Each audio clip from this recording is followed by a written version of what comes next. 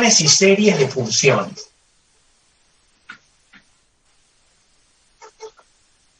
Yo voy a decir simplemente les voy a mandar más material para los que estén interesados en hacer más ejercicios. Y yo, a su vez, hice algunos que los tengo por acá. Te voy a sacarle copia y voy a sacarle una foto porque los hice anoche. Y quería justamente enviarles hoy estos, pero los hice aquí. Bueno, les voy a sacar una foto y les voy a enviar así, digamos.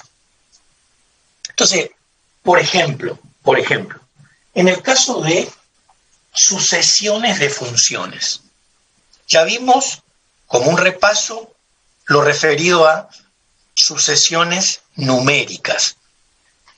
¿Qué pasaba en una sucesión numérica? Bueno, n aplica en r, tal que en este caso, bueno, nosotros llamábamos a sub n a esto que, bueno, es la sucesión, ¿no es cierto?, con A real, por supuesto, ¿no? Bueno, supongamos real, ¿no? Real positivo, supongamos. Por ejemplo, puede no serlo, ¿no? Lo único que no puede tomar es el cero, pero puede ser. Yo puedo tener una sucesión de la forma -1 a la n, por ejemplo, ¿no? Puedo tener.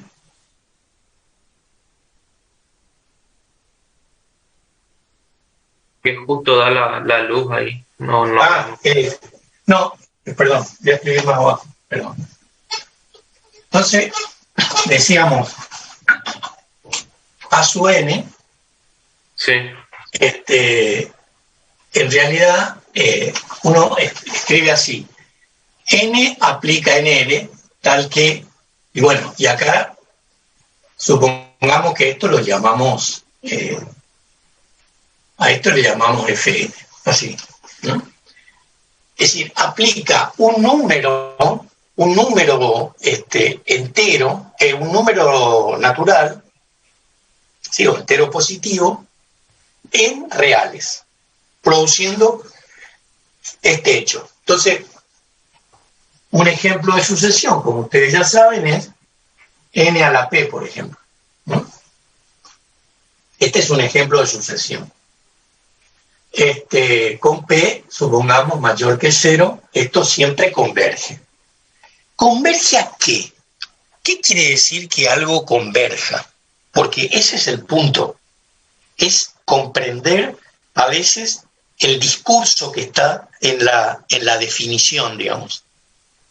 Cuando decimos converge, es que algo se mueve de un lugar hacia otro y ambos, digamos, son conocidos, ¿no? Es decir, si yo digo que algo diverge, bueno, tengo un inicio, en general, y no nulo, y tengo un final que está en infinito o en menos infinito, o en general, digamos, en un lugar que no puedo evaluar, digamos, ¿no?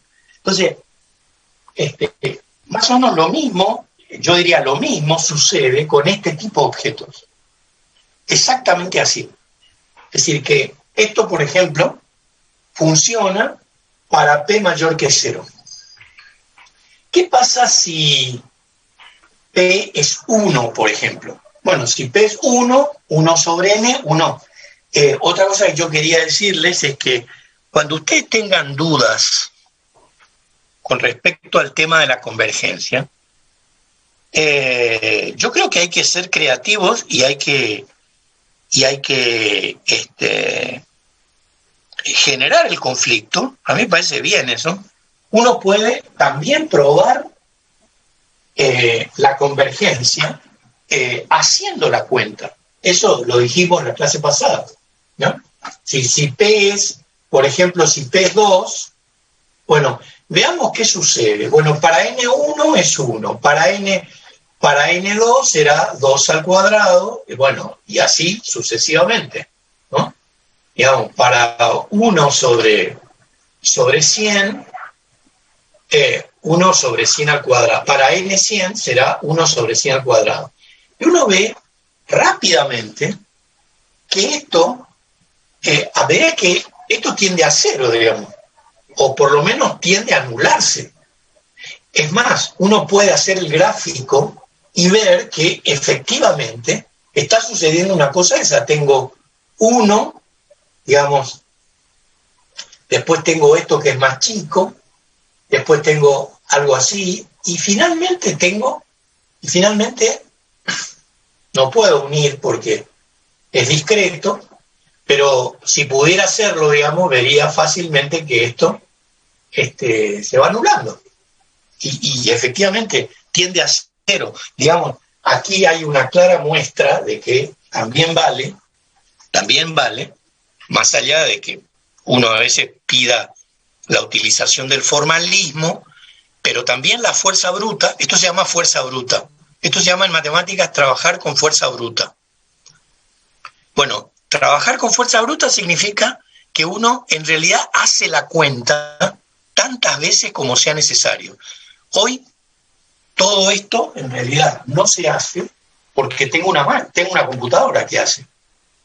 En realidad, en el SimLoad, ese lugar que yo les propuse que visitaran, en realidad están haciendo eso. O sea, están haciendo la cuenta término a término. Por eso, y bueno, hay un algoritmo que en realidad se replica para cualquier forma, digamos, no para todas, pero para la gran mayoría, se replica y en consecuencia se tiene la respuesta que es, en general, la tendencia a cero, a un valor, a infinito, si fuese divergente, etcétera, etcétera. Entonces, esta es una primera cuestión, ¿no? Por supuesto que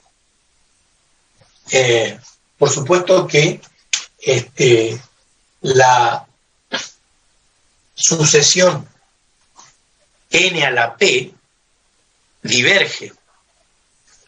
Aquí, cuando n es 1, supongamos p igual a 2, es 1, después tengo, si es 2, es 4, fíjese, esto crece. Y esto en realidad se vería así, digamos, ¿no? Se vería así. Y crece rápidamente. A medida que aumenta el exponente, esto se hace cada vez más grande. Y por supuesto que diverge. Solo si tomamos, digamos, si tomamos P, digamos, si uno escribiera así, ¿no? N a la P, ¿para qué valores diverge? Para P negativos, ¿no? Para P negativos, esto está en el denominador y en consecuencia converge. Ahora, si P es positivo, tal como está escrita la sucesión, si P es positivo, esto tiende a infinito. Pero si P es menor que 0, esto en realidad es negativo, digamos, y en consecuencia esto comienza a converger, en general converge a 0. Converge o se acerca infinitamente a 0. Mientras que aquí, para este caso, si la sucesión es esta, esto converge infinitamente, es decir, para este caso diverge, es decir, esto crece, explota, cuando n tiende a infinito, ¿no? Para n tiende a infinito, esto explota. Y no tenemos, no sabemos qué sucede en realidad. Sí.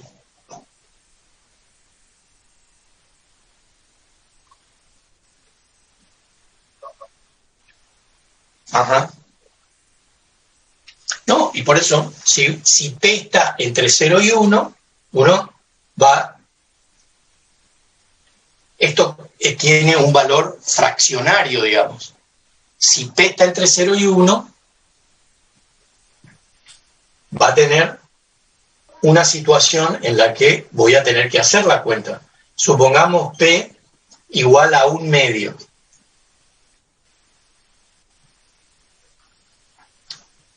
Entonces, ¿cómo será? Bueno, será 1, después será para 2, tengo raíz de 2, después tengo raíz de 3, después tengo raíz de 4, que es 2. ¿Parece? Raíz de 4, que es 2. Si sigo, para n5, raíz de 5, esto es 1,41, esto es 1,73, después tengo 2, acá tengo más o menos 2,5, crece monótonamente, ¿no? Crece monótonamente, crece lentamente, monótono el monótono es el crecimiento, y acá en realidad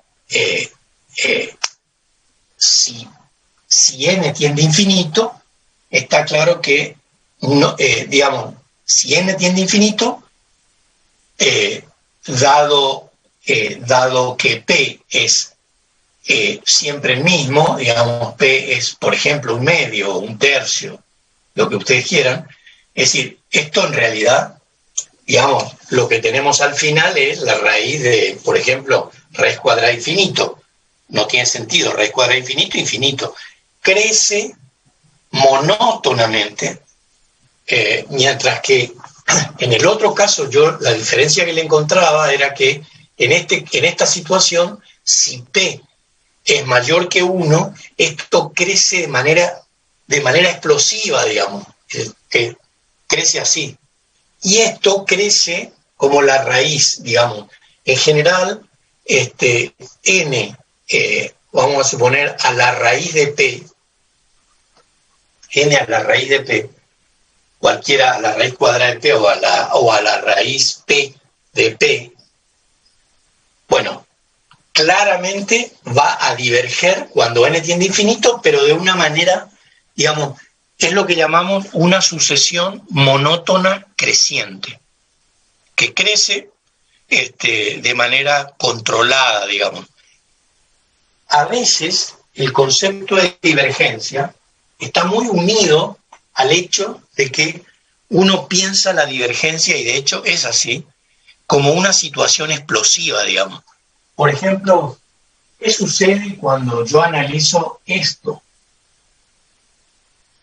Cuando yo analizo eso, esto crece de una forma, cuando n es 1, cuando n es 2 ya estamos, y a partir de n5, esto crece de una forma increíblemente, cuando n tiende a infinito, límite, cuando n tiende a infinito, de e a la n es infinito, e a la infinito, infinito. Por supuesto que e a la menos n es 0, ¿no? Acá uno puede ver cómo la cosa cambia si yo, y si tomara límite cuando n tiende a infinito de e a la menos 1 sobre n, acá tengo e 1 sobre infinito, 0, e a la 0, 1. Entonces, tenemos tres tendencias que uno puede verificar haciendo la cuenta, que muestran cómo cambia la cuestión si uno analiza, digamos, el modo en que la sucesión crece. Por ejemplo, si uno tuviera, si uno tuviera sucesiones de este tipo, e a la menos n por f de n. Si uno tuviera, y fíjense si a veces uno puede escribir así, esta es una regla general, digamos. Si tomamos el límite cuando n tiende a infinito, y si el límite cuando n tiende a infinito de f de n es finito, entonces esto es cero. Siempre que se cumpla esta condición, este es un factor regularizador que uno siempre en realidad puede usar. Es lo que se llama regularizar la función.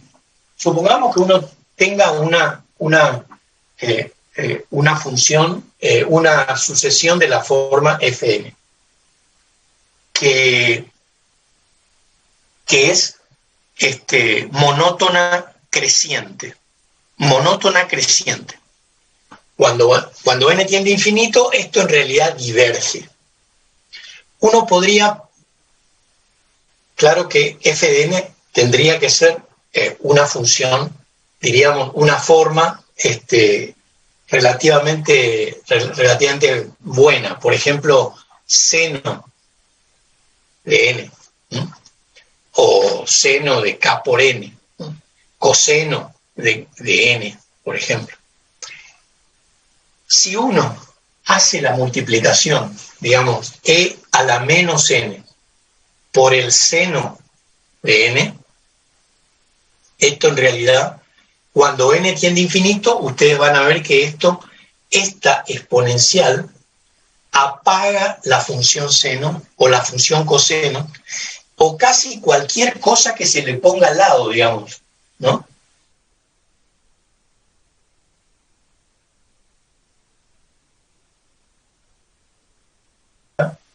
Si uno hace esta cuenta, si uno trata de determinar la forma de convergencia utilizando cualquier criterio, pero yo acá lo que es no utilizar criterios, sino representar esto para ver cómo funciona.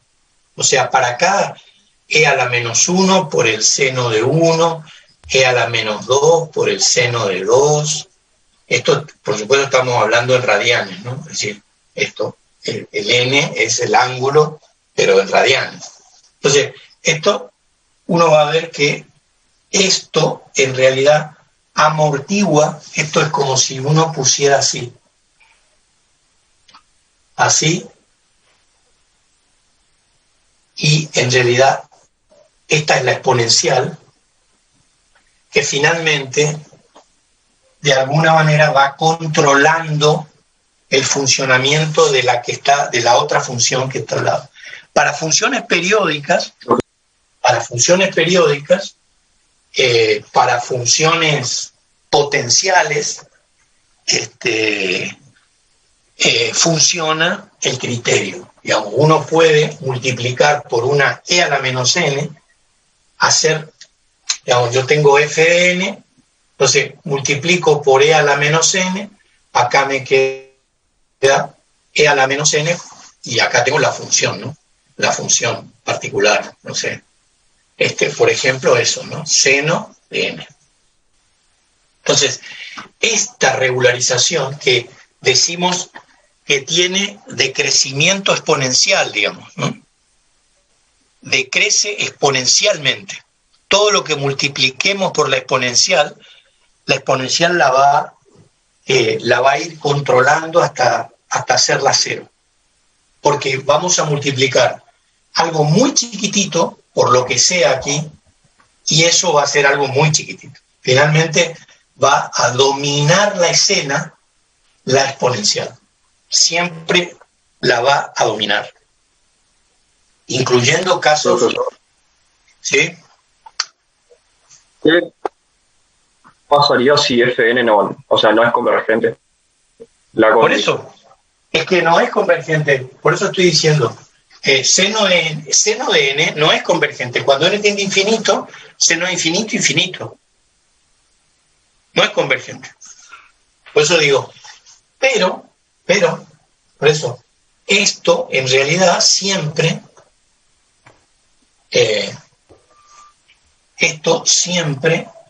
repito, tiene la tendencia, y más si, por ejemplo, pusiéramos así,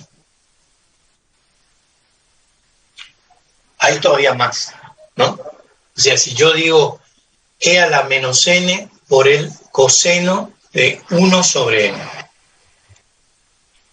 Fíjense, cuando n tiende a infinito, esto es 0, esto es 0, esto es 1 sobre infinito, 0, coseno de 0, 1.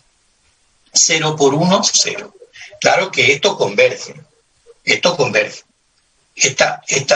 sucesión converge. La sucesión coseno. En realidad acá no necesito regularizar nada, porque esto converge. Pero si no fuese así, uno siempre puede intentar.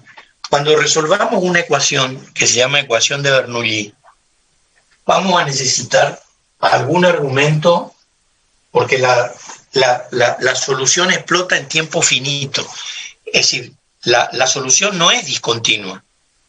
Tiene un punto en el que hay un punto para un t finito, en el que la solución se va a infinito, pero después vuelve a recuperar su condición de función continua, digamos. Es decir, que puede haber n explosiones, luego de las cuales la función recupera su condición de función. Es una situación, es como si yo dijera esto, ¿no? Es decir, tengo una función, track, se va, después sigue, vuelve a explotar, después sigue, vuelve a explotar. Es decir, y en estos puntos tenemos que ver de qué manera justamente regularizamos el blow up, si es que es posible regularizar. Es decir, ¿cómo podríamos construir si la función diverge para un valor finito de t? ¿Cuál sería el regularizador que hiciera que en realidad la función para esos puntos, cuando t tiende a esos puntos, se vuelva finita, digamos, no infinita? Es decir, podríamos regularizar la función en ese sentido, multiplicándola por algún tipo de combinación de exponenciales o de otro tipo de funciones que produzca esta caída. Lo que hay que hacer, y no hay que tener miedo por eso, porque uno de pronto puede usar muchos caminos para probar. No hay que atarse, es decir, si lo que uno utiliza, si lo que uno hace tiene sentido y está bien hecho, por supuesto que hay que escribirlo, no hay que tener en ese sentido ningún reparo en hacerlo, digo. Por ejemplo, esto, ¿no? Es decir, bueno, yo voy a multiplicar por una, en realidad lo que tengo ahí no es la función ya, sino la función regularizada, digamos, ¿no? Es decir, yo lo que tengo cuando hago esto, en realidad es una función, una nueva sucesión, G sub n, que resulta ser regular en el sentido exponencial del término, ¿no? Es decir, yo puedo armar esto, pero claramente no estoy hablando de fn, sino de esta nueva función que es G sub n. Esta es la función que está regularizada, es decir, f está regularizada a través de G sub n. En realidad no encontré la forma de expresar fn más que multiplicándola por esta exponencial para que produzca el efecto deseado, digamos. Entonces lo que yo voy a encontrar es la convergencia o no de G sub n, no de fn, en realidad de G sub n, de una función alternativa, digamos, de una función que tiene ahora otra forma que nosotros esperamos que de alguna manera sabemos que va a reproducir el fenómeno, a menos si uno multiplica por e a la más n, e a la más n, aquí y aquí, tiene la función f sub n en función de la regularizada. O sea, si uno escribe e a la n, gn, esto nos queda fn. así, sabemos que esto diverge, pero esto es regular porque probamos por la situación anterior, digamos. Si uno quisiera volver a expresar en función de Fn, tendría que construir esta función, esta sucesión. Bien, el procedimiento, entonces, tiene que ser, de una parte, uno puede combinar lo que sabe de cálculo con la utilización de una calculadora y probar, digamos, paso a paso que la sucesión, por ejemplo, converge, la sucesión diverge. Yo puedo escribir y puedo demostrar que la sucesión diverge, ¿no? En algunos casos, utilizando alguna prescripción teórica, uno hace las cosas más fácilmente, porque eso es lo que hace finalmente tener una fórmula, pero eso no puede ser, digamos, si uno no se acordara de la fórmula, o si, no sé, no sabe aplicarla por alguna razón, bueno, siempre tiene a mano el recurso de representar eso que tiene delante y a través de una explicación decir, bueno, sí, lo que se observa claramente es que la tendencia que presenta el desarrollo de la sucesión, término a término, es que va empequeñeciéndose y va tendiendo a cero, digamos. Es decir, no hay una regla en ese sentido de decir, no, mira, si yo no pruebo esto con el uso de la fórmula correspondiente, el ejercicio está mal resuelto. Estaría mal resuelto si uno aplica la fórmula mal, digamos. Eso sí, estaría mal resuelto. Pero si uno aplica, por ejemplo, esto que estoy diciendo, bueno, listo, yo voy a representar la función, la sucesión. Y simplemente voy a observar de qué manera se acerca a cero, se acerca a uno, se acerca, no sé, a infinito, a menos infinito. Y en función de eso, cuando ustedes veían el número e, por ejemplo, ¿no?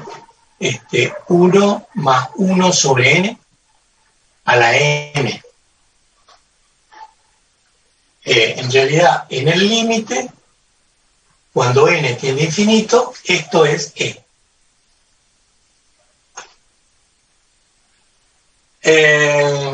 Es bastante complicado a veces expresar esto así, porque hay muchas maneras, inclusive acá puede haber un a a la n, ¿se acuerdan? A a la n tiene que ser divergente, y entonces esto tiende a e.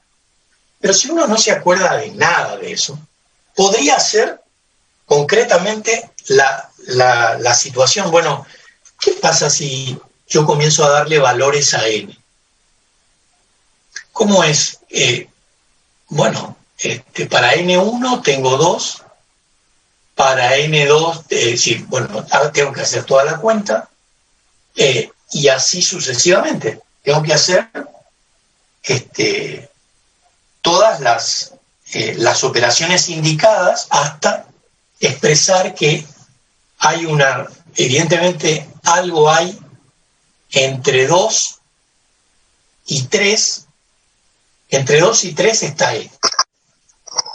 Y uno ve rápidamente que en realidad este número es casi igual a 2,7182. Con el cuarto término, uno ya tiene 4 decimales. Con el cuarto término. Y bueno, si toma más valor, y claramente se mantiene la tendencia. Es decir, esto tiende a este valor. Y se ve cuando uno hace la cuenta. Cuando uno hace la cuenta y ve específicamente que es cierto. Porque uno podría plantearse con este criterio, digamos, yo podría decirles en el examen, encuentren una sucesión que esté entre 0 y 1. Encuentren una sucesión que está entre 0 y 1.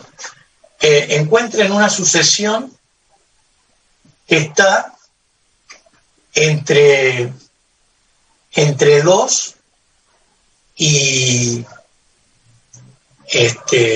por ejemplo, entre 1, pongámosle, entre 1 y logaritmo de 7. ¿Cuál es el valor? Acá estoy yendo al revés. Digamos, yo tengo dos problemas. Les doy la sucesión y les pido que ustedes calculen su convergencia o no. Yo ahí les doy la sucesión. Pero también podría operar de manera opuesta. Digo, les doy los límites de convergencia, es decir, los límites del intervalo en donde la sucesión es convergente, y ustedes generan una sucesión que se ubique en ese intervalo, digamos, ¿no? Que la mayoría de las veces en realidad tiene más o menos esta forma, ¿no? Ese es un problema inverso. Yo ahora les doy las cotas del intervalo en donde la sucesión es convergente. Y ustedes determinan cuál es la forma de la sucesión para que se produzca eso. Esa también es una posible área de problemas, digamos. El problema inverso, ¿no? O uno podría decir, bueno, entre 1, supongamos, entre 1 e infinito, ¿no? Bueno, acá, por ejemplo, entre 1 e infinito es logaritmo natural de n.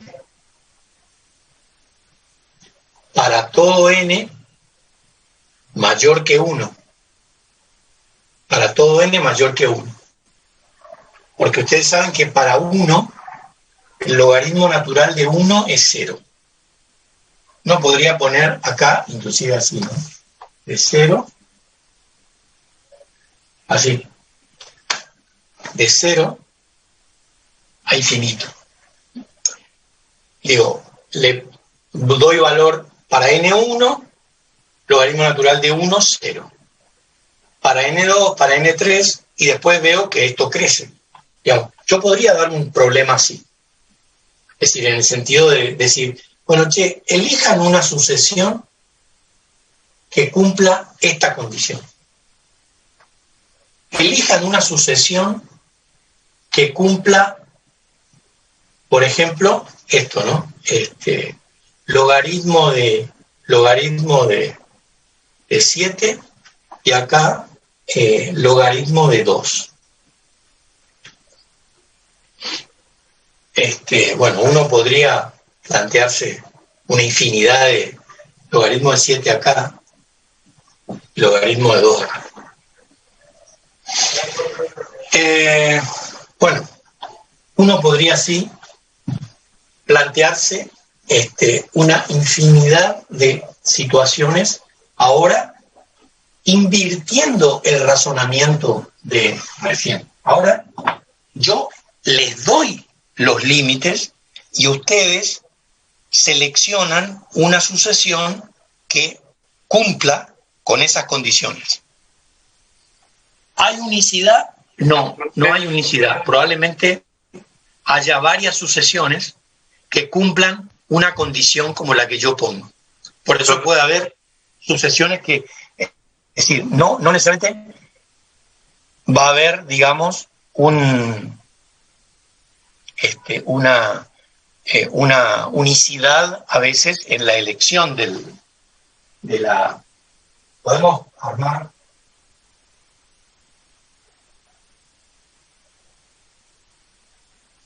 de muchas maneras, digamos. Eso, ¿no? Pero plantéense eso, por ejemplo, así, ¿no?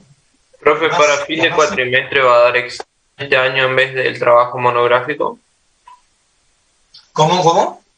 Si para fin de cuatrimestre va a dar examen este año en vez del trabajo monográfico. No, el trabajo monográfico es un examen. Sí, Bien. examen vamos a tener, seguro. El trabajo monográfico implica una instancia de examen. Es el segundo parcial. Sí, o sea que tendríamos consignas y cosas para resolver. Exactamente. Sí. Yo les voy a enviar ahora esta semana más o menos vamos a trabajar. No sé si está ahí Sebastián Romero Rodríguez. No. Bueno, con Sebastián estamos trabajando y bueno, él enviará o yo le voy a enviar la propuesta y no quiero ser muy es decir, pretendo que en un mes podamos terminar, o menos, podamos terminar, digamos, el índice, ¿no? Siempre va a haber algo vinculado con espacios funcionales, algunas definiciones, después sucesiones y serie de funciones, un ejercicio quizá de serie de Fourier y después, sí, ecuaciones diferenciales ordinarias y en derivadas parciales.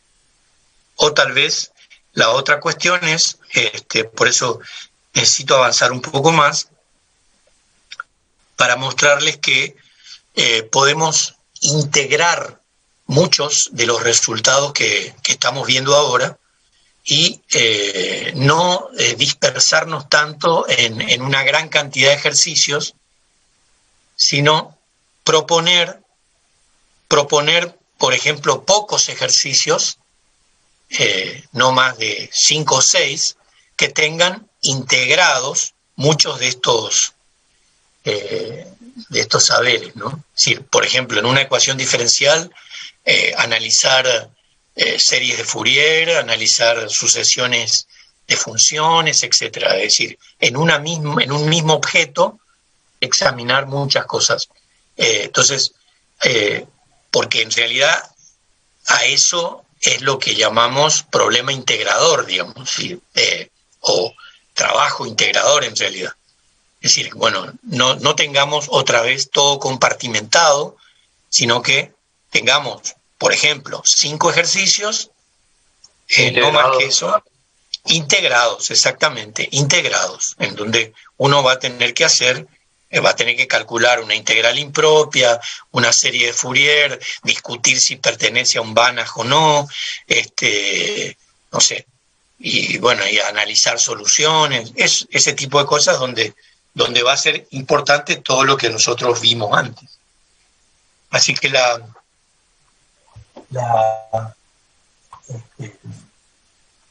cuestión entonces va a ser así. Vamos a tener esos ejercicios. Bueno, después nos dedicamos un poco a modelar dinámica de estructuras, que eso nos lleva un tiempo importante. También a modelar todo lo que es vigas y placas, ondas en vigas y en placas, y finalmente, bueno, si alcanza el tiempo, todo lo referido a mecánica de suelos, digamos, el modelado de mecánica de suelos. Y yo ahí le decía a Sebastián y bueno, y también con los profesores hablábamos, este año en realidad yo quiero comenzar un poco casi a mediados de mayo toda esta cuestión a fin de que podamos realmente llegar a fin de junio con todo esto hecho. De manera que algunos puntos seguramente de la teoría lo van a dar los profesores del práctico, y así me liberan a mí de algunas de estas cuestiones y yo puedo avanzar en la última parte del programa, que es ecuaciones en derivadas parciales y ecuaciones, es decir, sistemas acoplados, que es lo que en realidad más interesa a la ingeniería, ¿no? Es verdaderamente lo que dispone además el programa. Bueno, yo lo que les pediría es que vuelvan a leer críticamente el concepto de espacio normado y el concepto de espacio métrico. Y luego el concepto de espacio de Hilbert, ¿no? ¿A qué llamamos espacio de Hilbert? ¿A qué llamamos espacio de Banach? Y las relaciones, digamos, ¿qué significa? Por ejemplo, esa podría ser una pregunta. Digamos, habíamos visto también la semana pasada la cuestión de los operadores, ¿no?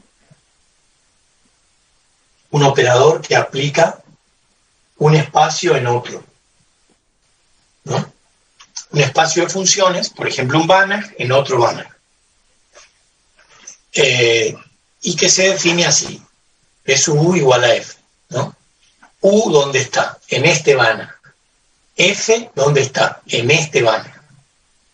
Entonces, bueno, acá por supuesto ambos Banach van a... Aquí yo tengo U y tengo la norma, ¿no? La norma correspondiente. Y esto se aplica en otro espacio que llamo E raya, que es donde está F y la misma norma. Podría ser otra, pero digo, podría ser otra. Pero en realidad este espacio hereda esta norma. De modo que yo voy a escribir así, y este es nuestro problema, diríamos, fundamental: encontrar condiciones de validez para que esta solución, es decir, U, diríamos, U, ¿cómo va a ser? U va a ser P a la menos 1 de F. Esa es la solución formal, que ya dijimos, ¿no? Bueno, también podría, en lugar de ser, digamos, un espacio de Banach, en este caso decimos que es espacio de Banach porque tiene una norma, las sucesiones convergen y en ese sentido es completo. A ese tipo de espacios identificamos con el nombre de espacio de Banach, un espacio normado completo. Eso es un espacio de Banach. Un espacio de Hilbert es un espacio que en realidad tiene una definición de producto escalar. Una definición de producto escalar. Y antes que me olvide, el sábado a la tarde, capaz que los invito, porque no estoy pudiendo dar las clases de los miércoles, capaz que los invito a eso de las 4 de la tarde, un rato, para hablar de algunas cuestiones, los que puedan venir, nada más, no estoy diciendo... Claro, porque los miércoles a la mañana tenemos... Por eso. Y yo sé que los otros días también tienen.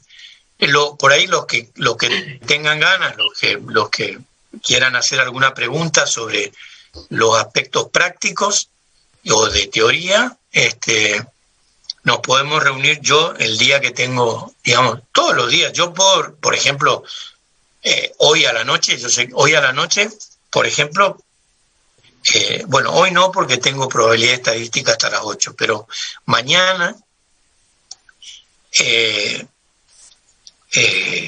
podríamos tener... mañana miércoles tienen práctica con guerra. El jueves a la noche, por ejemplo. ¿El jueves a la noche pueden o no? Física 2. Con Morales, pero... tienen. ¿Y el viernes también? El viernes podría ser hasta las 8, tenemos estabilidad. No, está bien. Entonces, no, tanto Sí, profe, ¿nos puede mandar materiales sobre serie de potencia y serie de Taylor? Porque el material que usted subió sobre serie de funciones no tiene ese y hay que resolver el práctico para este sábado el que usted mandó. Ah, bueno. Ah, no, ahora hablamos de eso. Me estaba olvidando de eso. Me estaba olvidando. Bueno, entonces, recuerden esto, recuerden esto, digamos, ¿por qué estamos estudiando esto? Porque queremos resolver esta cuestión. Este es un espacio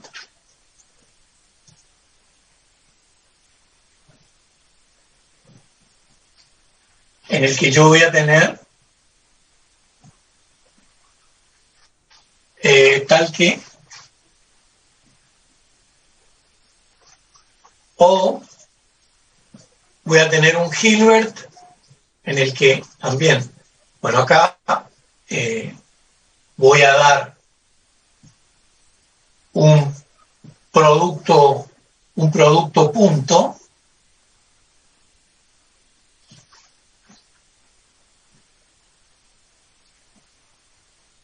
que sí se hereda tal que P de U igual a F. Bueno, para el primer caso, vamos a llamarle A y B. Para el primer caso, U es P a la menos 1 de F. U pertenece a este espacio y F pertenece a este espacio. Para el otro también es lo mismo, ¿no? U es P a la menos 1 de F, solo que ahora U está en un espacio de Hilbert, mientras que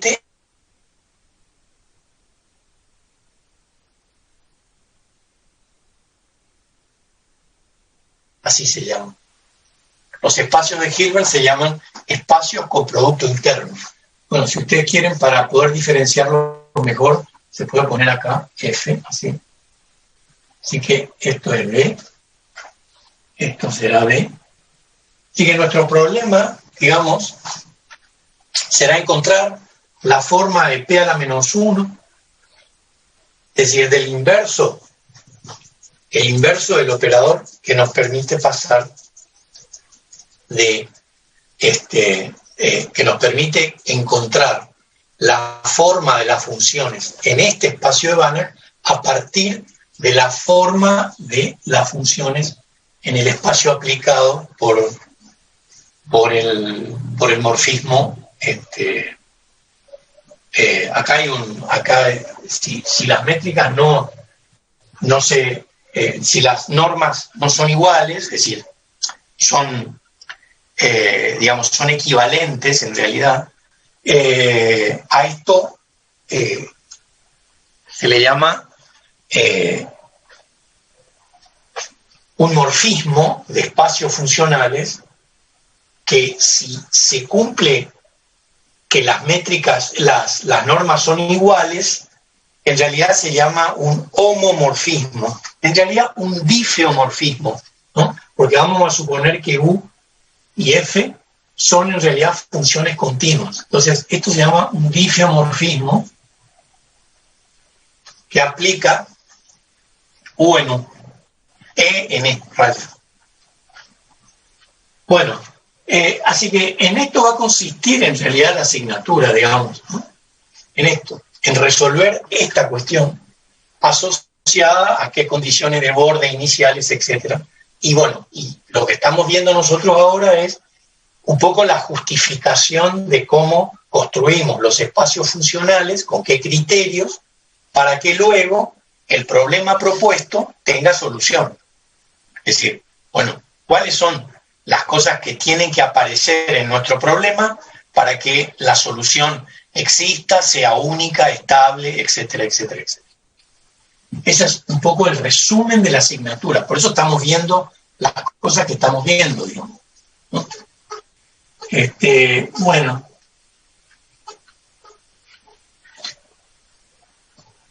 Definición de serie, de sucesión de funciones.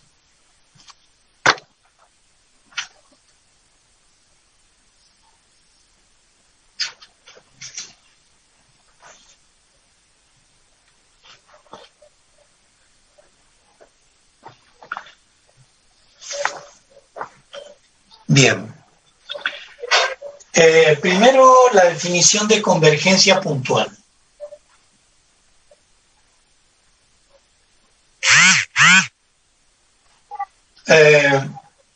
Dice, bueno, sea A incluido en R y F de A, el conjunto de funciones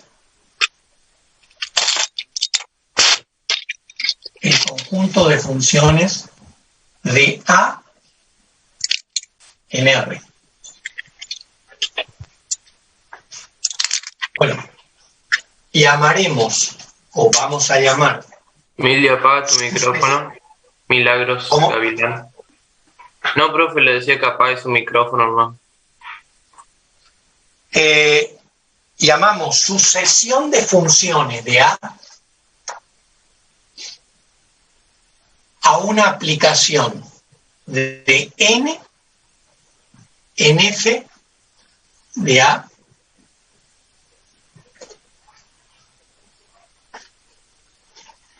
y la denotaremos así, ¿no? Fn de X. Sabiendo que esto va de 1 a infinito. Esa es la definición de sucesión de funciones.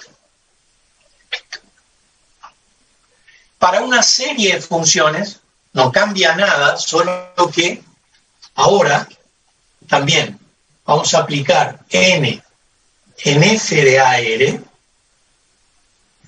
y ahora denotamos así: suma de n a infinito de f de n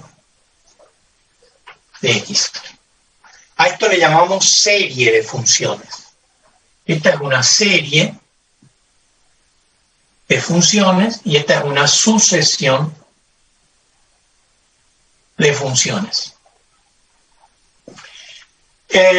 Se puede, voy a borrar esto un minuto, voy a borrar esto.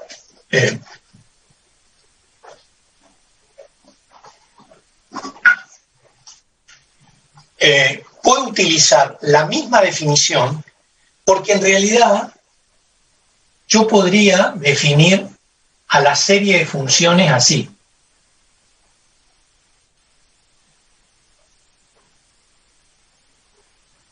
Y en realidad, ¿esto cómo se escribe? Se va a escribir así. Desde K hasta N de, por ejemplo, Fn de X.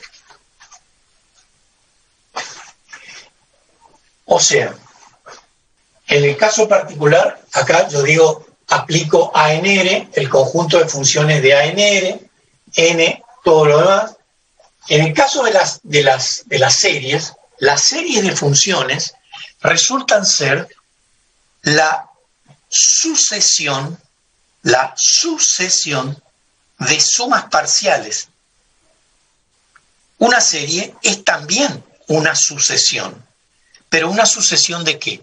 De sumas parciales. Uno va a tomar, es decir, es también una sucesión. Por eso tenemos en cuenta exactamente el mismo modus operandi, digamos, ¿no? O sea, yo puedo construir el mismo concepto, pero ahora con la sucesión de sumas parciales. Aquí yo tengo la sucesión Fn de X, así, ¿no? Fn de X, ¿cómo será? Bueno, F1 de X, F2 de X, etcétera, etcétera. ¿Cómo será Sn de X? Bueno, por ejemplo, será F1 más F2, F1 más F2 más F3, y así sucesivamente. Tengo, en este caso, una sucesión de sumas parciales. Por eso, este concepto me habilita a escribir una serie de funciones como si fuera una sucesión. En realidad lo es. Lo que pasa es que es una sucesión especial, es la suma, digamos. La suma parcial, las sumas parciales en realidad forman una sucesión. Por lo tanto, yo puedo construir una serie con 3 términos, con 4 términos, con 10 términos, con 7.000 términos. Entonces, cada una de esas sucesiones de sumas parciales va a definir la estructura de esto que llamamos sucesión de funciones. Por eso, en realidad, ambas situaciones son análogas en cuanto a cómo se las puede tratar. Porque lo único que hay que tener en cuenta en el segundo caso es que esto en realidad es la suma parcial.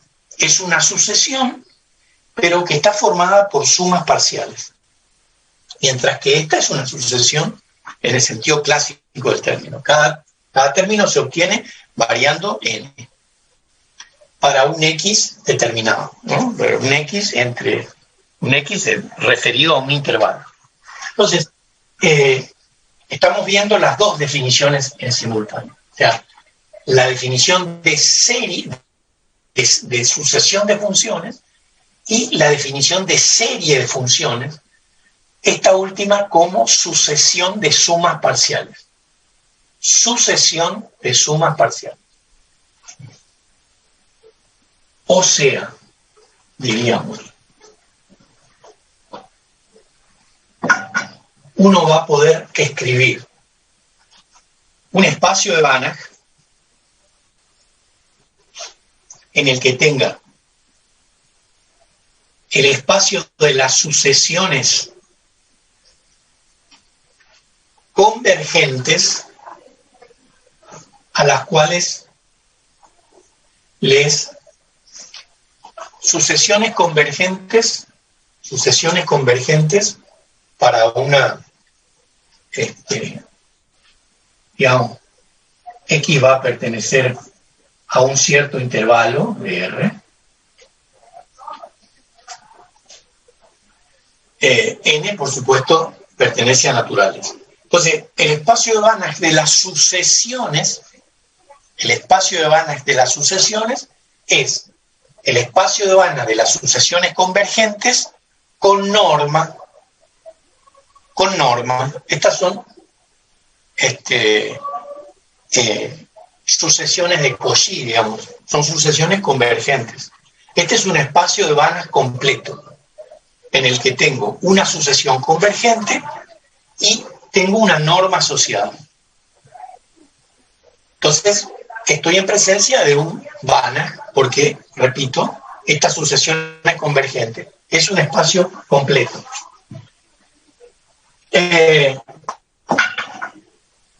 Si yo quisiera escribir el Hilbert asociado a Fn,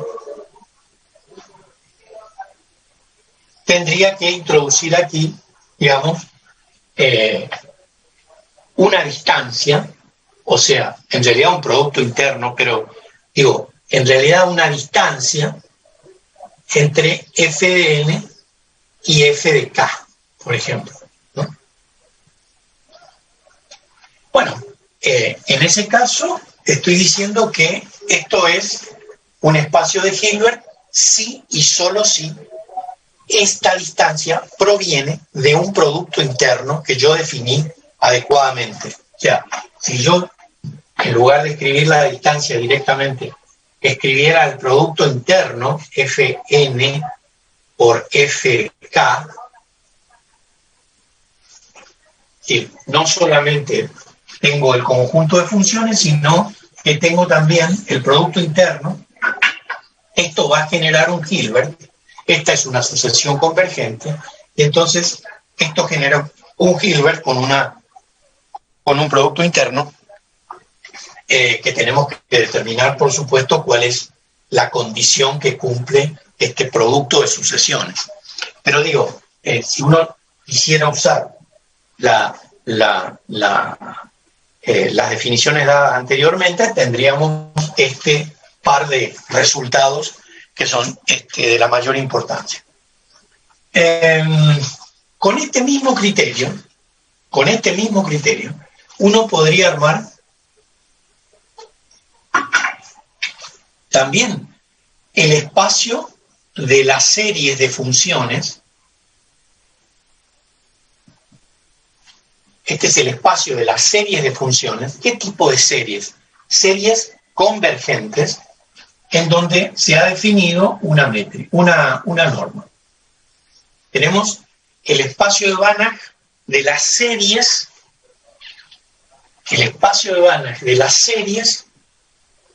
convergentes, por lo tanto con norma, por lo tanto se trata de un espacio normado, completo, y se llama espacio de Banach. Este es un espacio de Banach de las series. Con el mismo criterio se puede usar para determinar el espacio de Hilbert asociado. Es decir, aquí voy a tener que definir el producto entre las series. Es decir, esto es un espacio de Banach, esto es un espacio de Hilbert, en donde tengo un producto punto definido previamente, que es lo que va a definir, que es lo que va a construir después, que es lo que va a determinar después una distancia.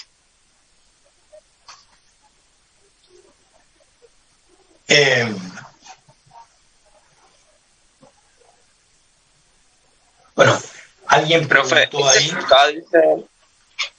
¿Cómo? En donde está el producto punto, dice S sub 1, S sub K. Sí, S sub K. Aquí voy a escribir así, S sub K. Bueno,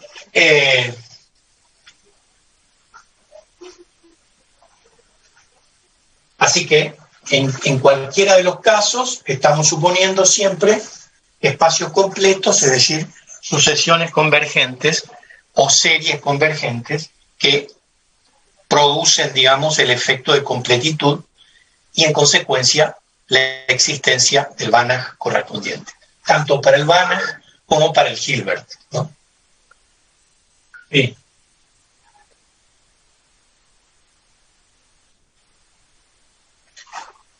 ¿Cómo?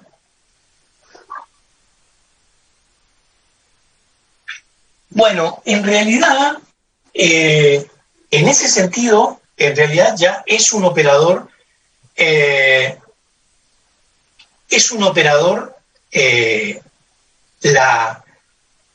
la operación de suma parcial, digamos, ¿no? Es una operación, es un operador en ese sentido. No lo es en el sentido de que sigue siendo, en realidad yo lo veo a esto, en realidad hay que ver esto como una sucesión de funciones. Una sucesión de funciones. Esta sucesión de funciones en realidad son sumas parciales. Sumas parciales. Lo que pasa es que aquí estamos aplicando, digamos, en realidad no un espacio funcional en otro, en realidad estamos aplicando un espacio funcional en sí mismo, digamos, porque esta SN aplica, al ser convergente, SN se aplica sobre sí misma. Por eso, en ese sentido, no es un operador típico, digamos. ¿Cuál sería un operador? ¿Cuál sería, por ejemplo, un operador? Que sí, en ese sentido, supongamos que uno tiene... Profe, ¿qué dice allá como título arriba de la primera ecuación? Convergencia puntual. Todavía no leer eso. Por ejemplo, si uno dice la derivada enésima de fn de x. Es decir, si uno produce esto,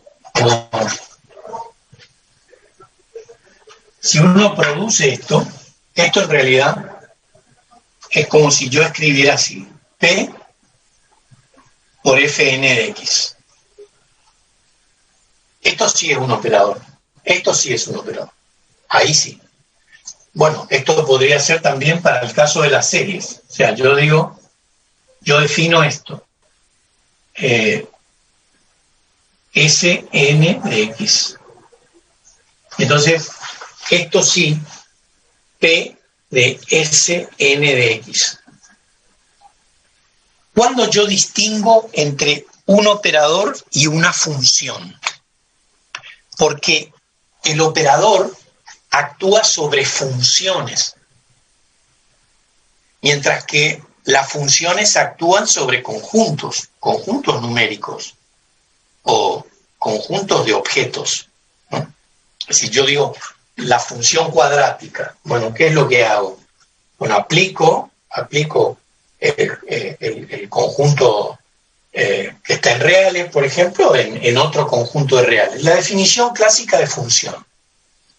Por eso, esta es una sucesión de funciones, esta es una serie de funciones en el sentido de suma parcial, pero sigue siendo una función en realidad. Esta es una función, porque está actuando sobre X, es decir, es una función. Definida así, pero es una función. Ahora, ¿cuándo se torna operador?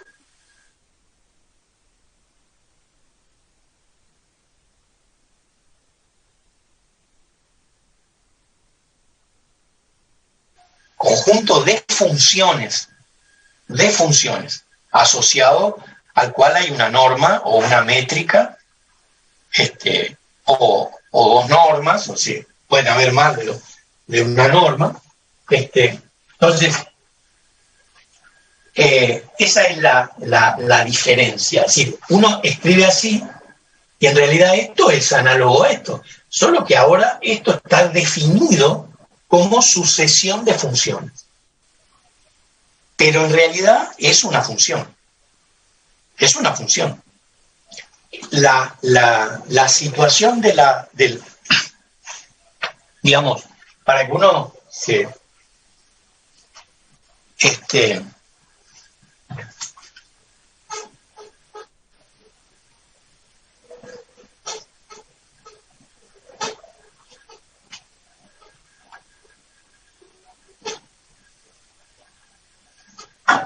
cuando recién decíamos, bueno, yo tengo f de x, ¿no? Yo podría también tener así, fnm, una sucesión doble, y puedo pensar en sucesiones de orden 2, 3, es decir, con 3, 4, 5, n variables. Entonces, si yo sumo esto, tengo fn de x, esto me da una serie, vamos a poner acá así, k. Entonces, esto es n de x. Aquí tengo s, n, m de xy, y aquí tengo k, L, K va hasta N, L va hasta M, de, supongamos, ANM por KL, XY. Uno podría escribir así también. Sucesiones cada vez más grandes, ¿eh? Pero todas son funciones. Esta es una función de una variable, esta es una función de dos variables, etc. ¿Cuándo se transforma en operador? Es decir, ¿cuándo lo que obtenemos es o cuando hay un operador en juego?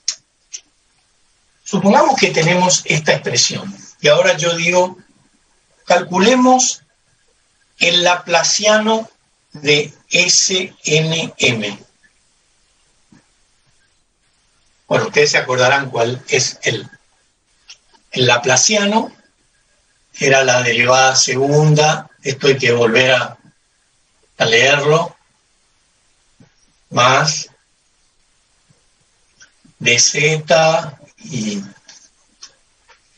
para n dimensiones. Entonces, yo si aplico el laplaciano aquí, también lo aplico, por supuesto, al otro lado, y esto, ahora sí, esto me da algo acá, que claramente es, esto será FNM de XY, pero ahora como producto de este operador que está actuando, y que si esto es Banach, yo supongo que este resultado también está en un Banach, y en consecuencia estas funciones, digamos, están en un Banach con un cierto producto, con una cierta norma, y estas también están en un Banach con una cierta norma. Entonces, ahora sí genero esta relación de la que tanto hablamos, que es la relación entre espacios funcionales a partir de, digamos, de operar o de actuar sobre los respectivos conjuntos de funciones y producir las consecuencias que estamos viendo. ¿Qué sucede acá, por ejemplo? O si, no sé, hago cualquier otro cambio y bueno, y veo, ¿esto se va a aplicar a quién? Esto se va a aplicar a X e Y, ¿no? Esta operación hay que calcular, digamos, la derivada segunda de SNM XY,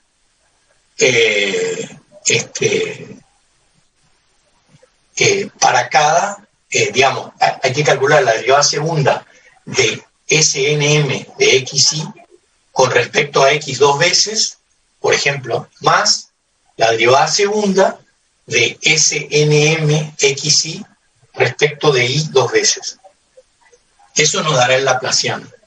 Ese laplaciano, en realidad, nos manda, digamos, este conjunto de funciones a este conjunto de funciones que también está acotado y que satisface determinadas condiciones. Un minuto.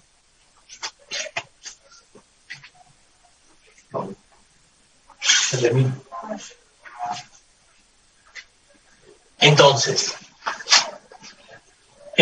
no sé si quedó claro, Lautaro, eso, pero me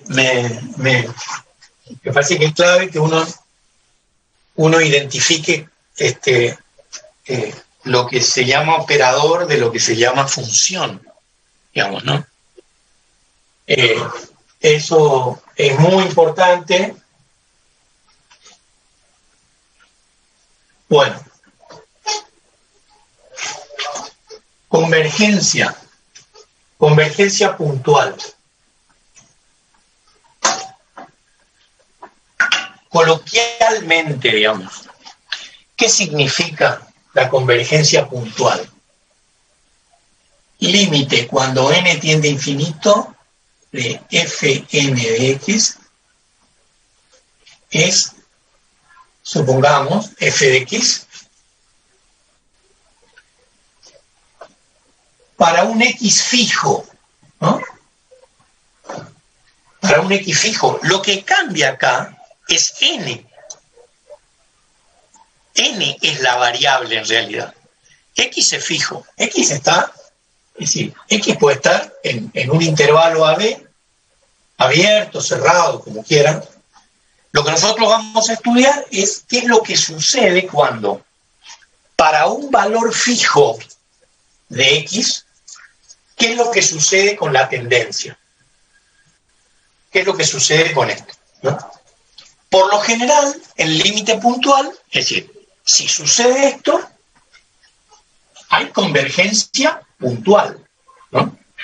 Es decir, si existe convergencia puntual, significa que hay un X fijo para el cual, cuando n tiende a infinito, f de n de x tiende a f de x. Hay convergencia puntual. Digamos, hay convergencia puntual, voy a dar un ejemplo totalmente trivial, e a la menos nx. Entonces, uno dice, cuando n tiende a infinito, acá, esto es cero.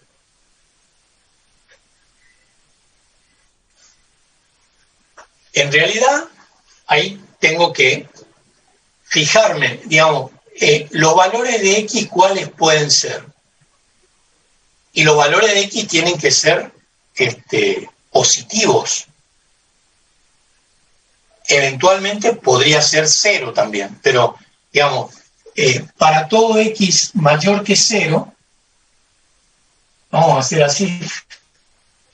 Por ejemplo, para un x igual a 2, para un x igual a 3, se cumple. Hay convergencia puntual para cada uno de esos valores del dominio.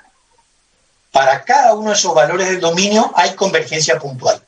En todos esos casos, en todos esos infinitos casos, infinito numerable casos, hay convergencia puntual. Repito, cuando hablamos de convergencia puntual, hablamos de este límite usual, digamos, que tiene o que existe para un dado X, ¿no?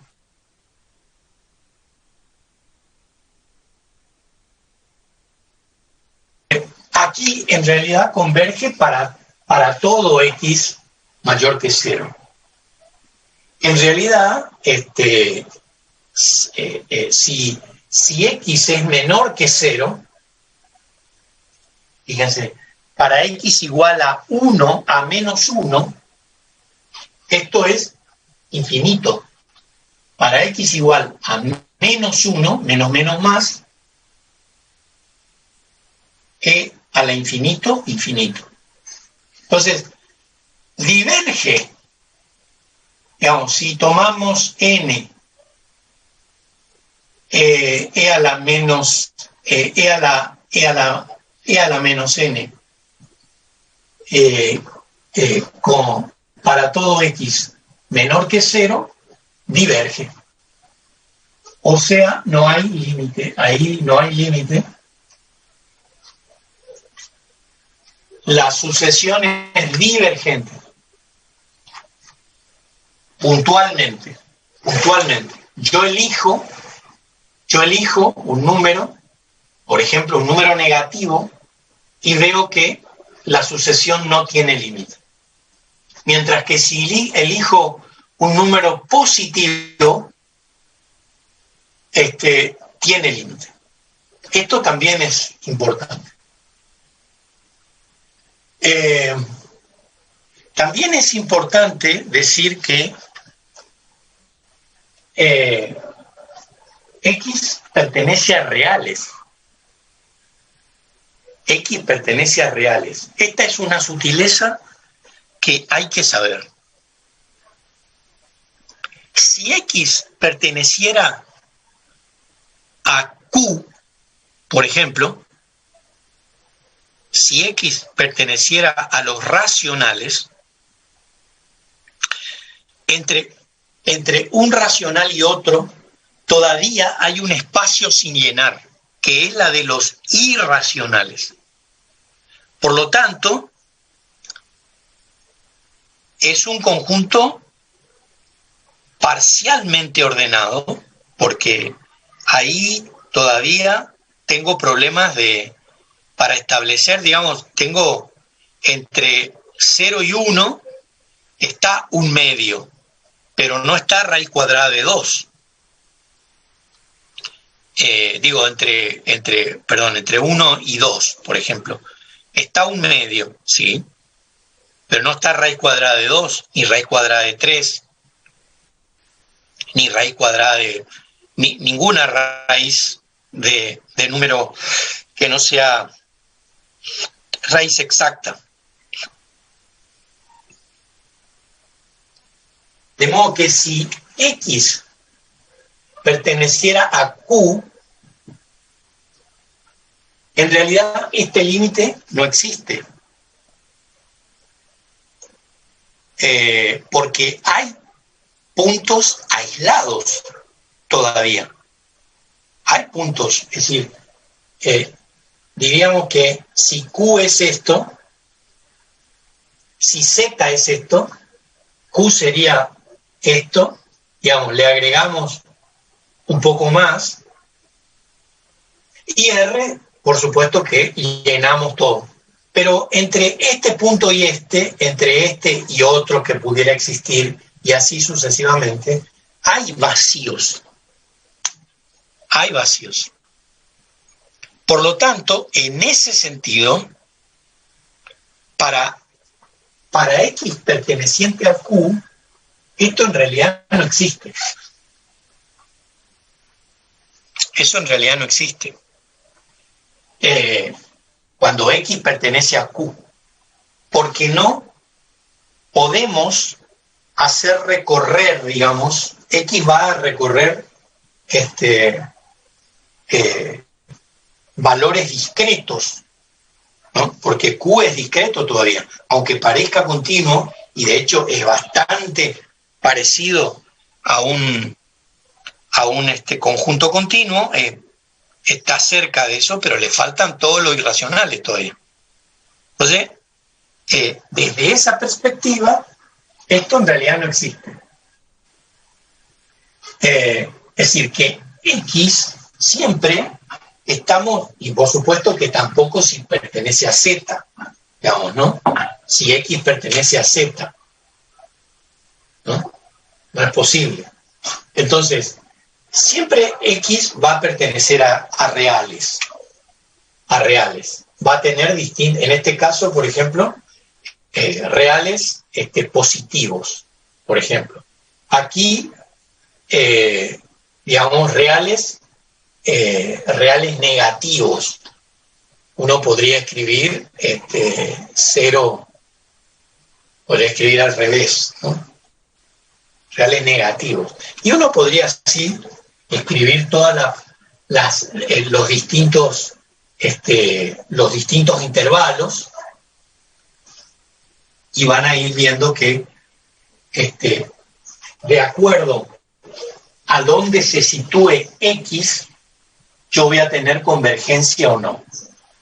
De modo que en ese sentido, la convergencia puntual, digamos, no solo necesita que conozcamos un epsilon, digamos, sino también un cierto X, a partir del cual, o en los puntos en donde hemos definido X, exista el límite.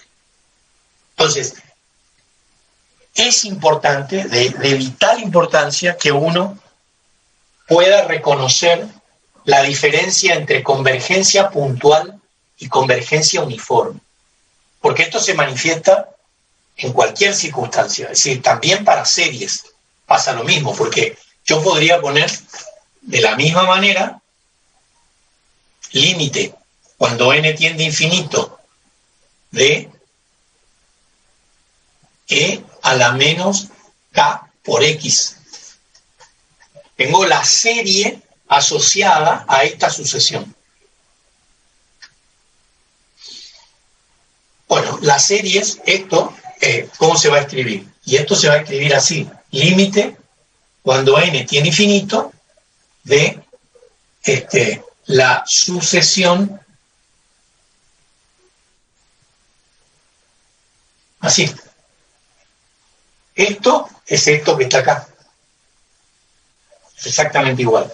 Esto es X. Esto es X, ¿no? Bueno, y X, por supuesto, decimos, bueno, X pertenece a reales positivos. Y a las series de funciones definidas en términos de sucesiones, podemos también aplicarle el mismo criterio. Las series también convergerán puntualmente o uniformemente.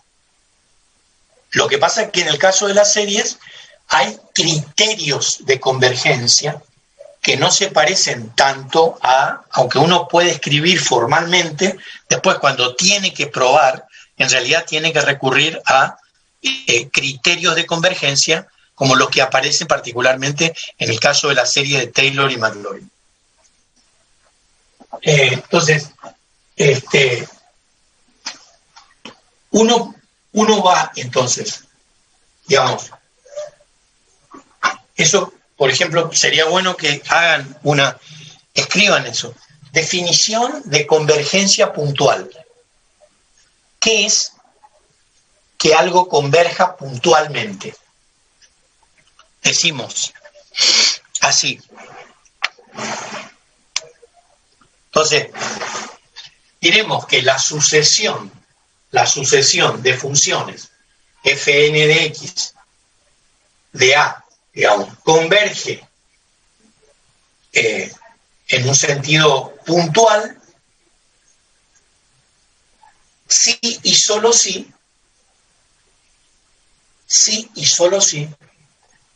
la sucesión numérica, en este caso uno va a escribir así, ¿no? Por eso hablamos de convergencia puntual. Vamos a escribirla bien. Decimos así, sea fn de x una sucesión de funciones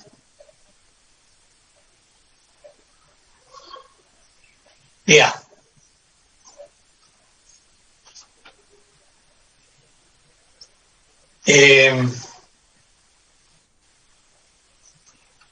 Diremos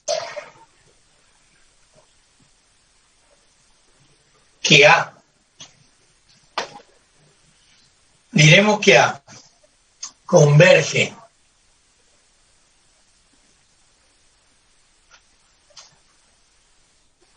en el punto A que pertenece a, ya saben que A es un subconjunto de R, o todo R en realidad, ¿no? Puede haber alguna situación en la que, pero uno podría escribir así. Entonces, diremos que converge en el punto A, o sea, de A, sí y solo sí,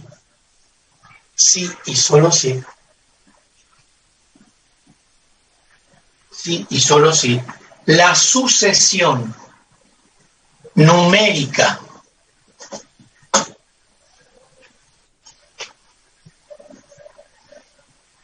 es convergente.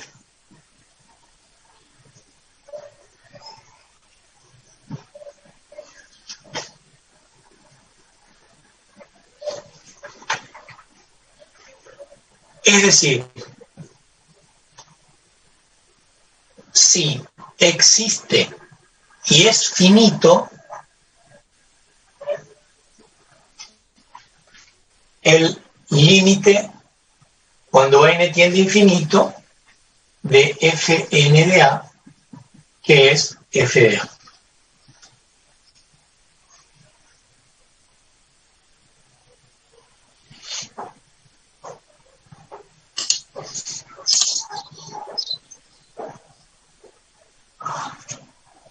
Bien. Ahora comento esto, que es también otra cuestión en la que hay mucha confusión.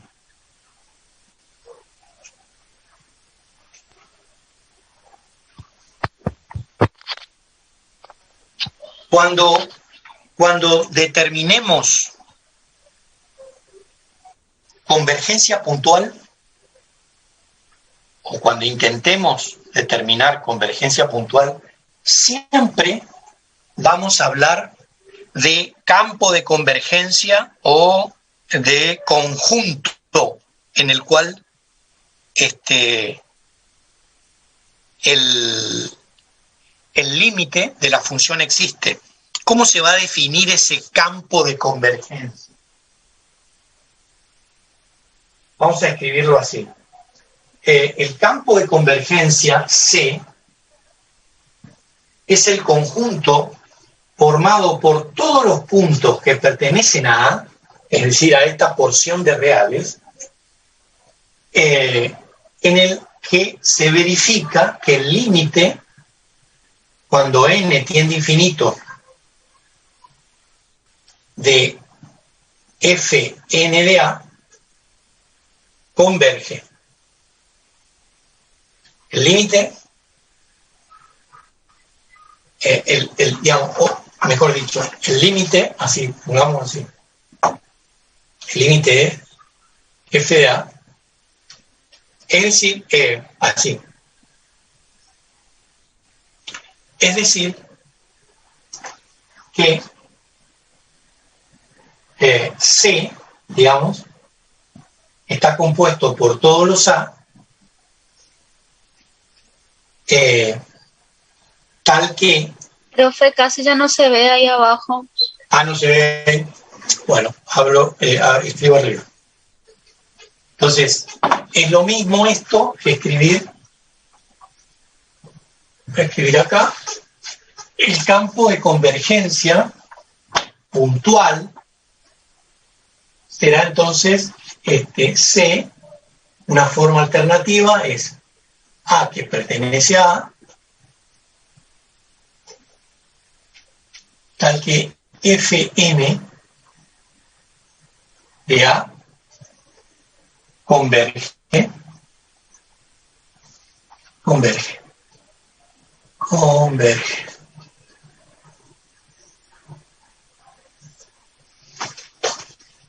Bien, ese es el conjunto de convergencia puntual, digamos, ¿no?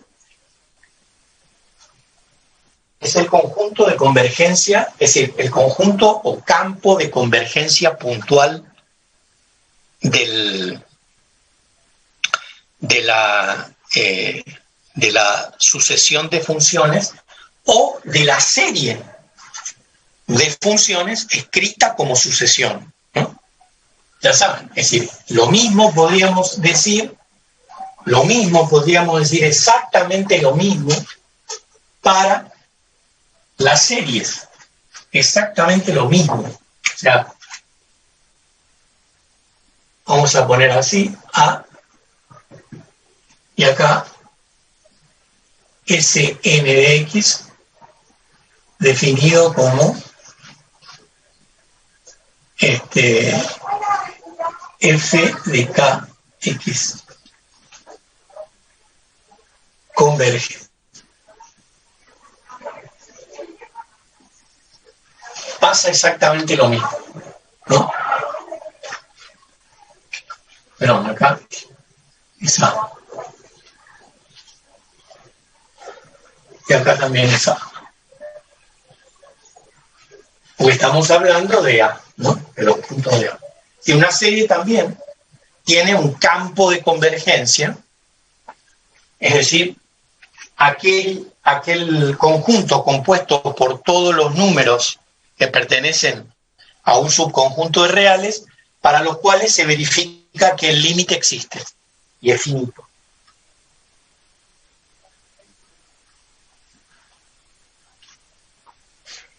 En particular, uno va a poder definir un tipo de sucesión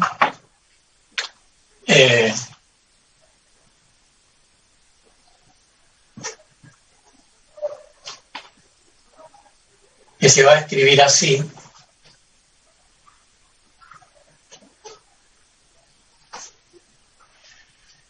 que se llama serie, en este caso, serie de Maclaurin.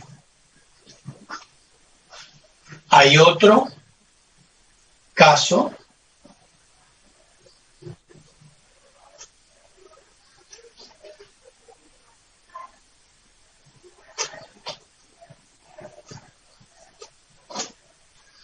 se llama serie de Taylor.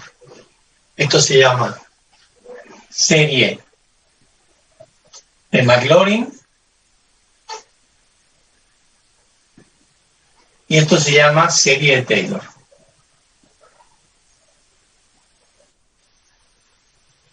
Y la diferencia está en que en este caso yo estoy refiriendo este análisis, es decir, se dice así: estoy representando una función a través de una serie de Maclaurin en el origen. Y en este caso, alrededor del punto x igual a x0.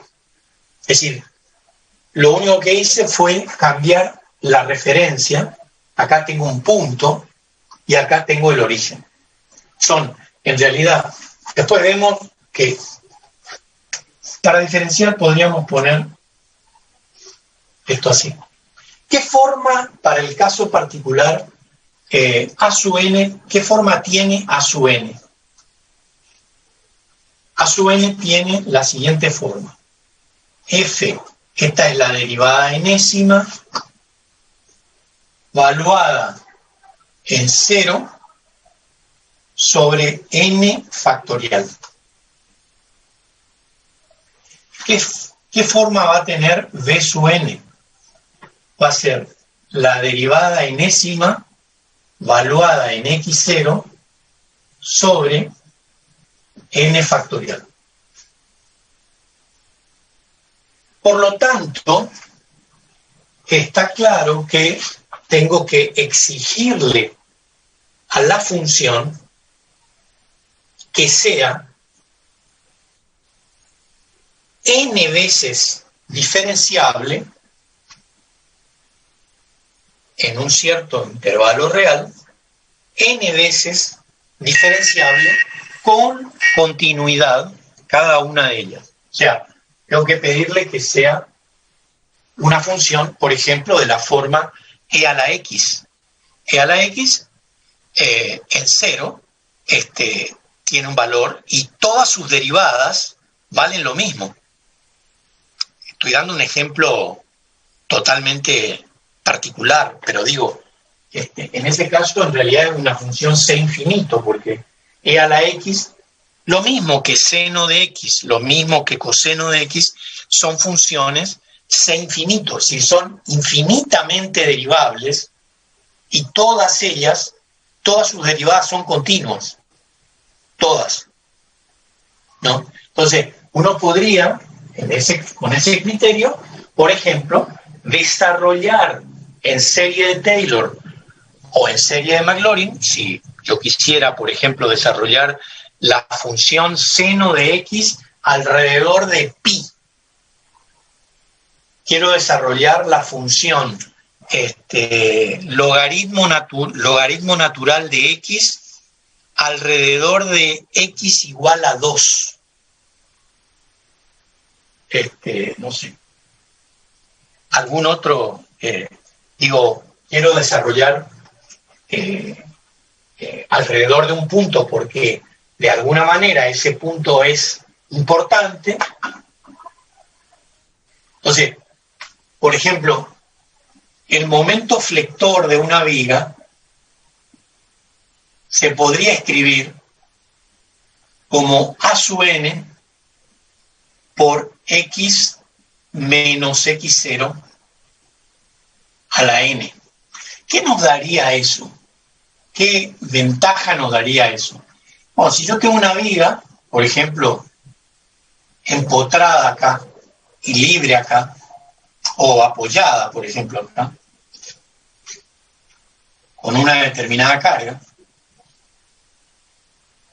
la pregunta es, por ejemplo, supongamos que este sea X0. Quiero saber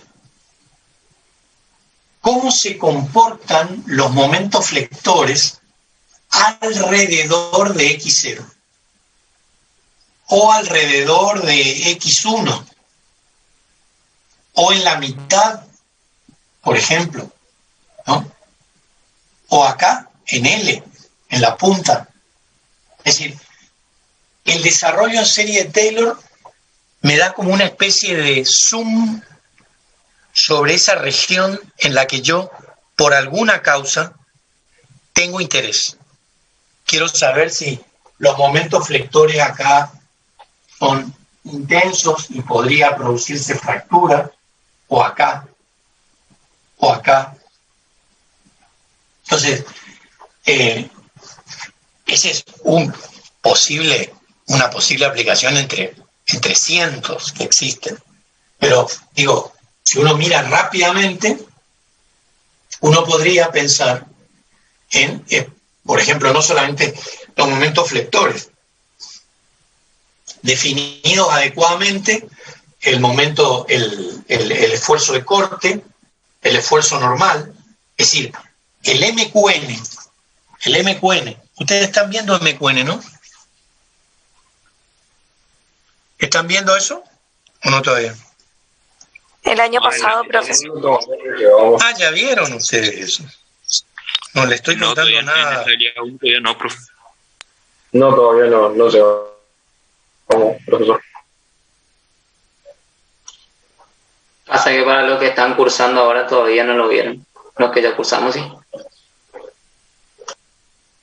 Bueno, un minuto.